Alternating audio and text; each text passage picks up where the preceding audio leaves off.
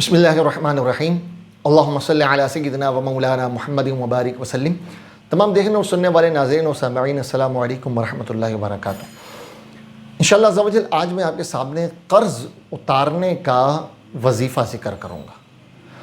ہمارے زمانے میں ویسے دو طرح کے لوگ ہوتے ہیں، ایک قرض لیتے ہیں اور ان کے دینے کی نیت نہیں ہوتی، وہ جھوٹ بول کر دھوکہ دے کر قرض لے لیتے ہیں اور پھر جس سے قرض لیا وہ ان کے چکر لگاتا رہتا ہے، بسا اوقات انہیں فون کرتا رہتا ہے، کال ریسیو نہیں کرتے اور دینے کی نیت ہی نہیں ہوتی، قرض ادا کرنے کی نیت ہی نہیں ہوتی۔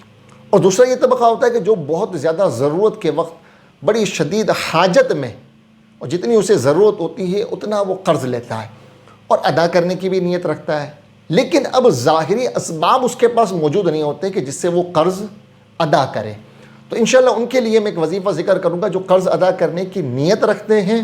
میں ذکر کرتا ہوں، اولاً یاد رکھیے نماز کی پابندی کریں، پانچوں نمازیں پابندی کے ساتھ ادا کریں، اللہ تعالیٰ کی بارگاہ میں دعا کریں، اور ایک وظیفہ میں آپ کے سامنے ذکر کرتا ہوں، اسے پڑھیں۔ اس وظیفے کے بارے میں مولا علی شیر خدا کرم اللہ تعالی وجہہ الکریم فرماتے ہیں کہ اگر کسی پر پہاڑ برابر بھی قرض ہو اور یہ وظیفہ پڑھے اور اس پر پہاڑ برابر بھی قرض ہو، اللہ اپنے فضل سے اس کے قرض کو ادا فرما دے گا۔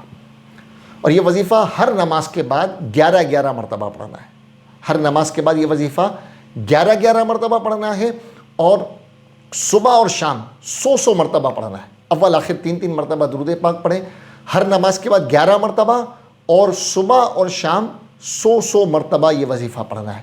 وظیفہ سماعت کریں، اللہم اکفنی بحلالک عن حرامک واغننی بفضلک عن من سواک۔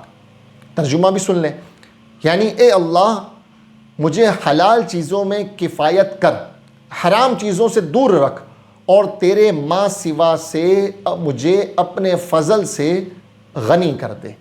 یہ وظیفہ ہے، انشاءاللہ پڑھیں، پہاڑ برابر بھی قرض ہوگا، اللہ اپنے فضل و کرم سے اسے ادا فرما دے گا۔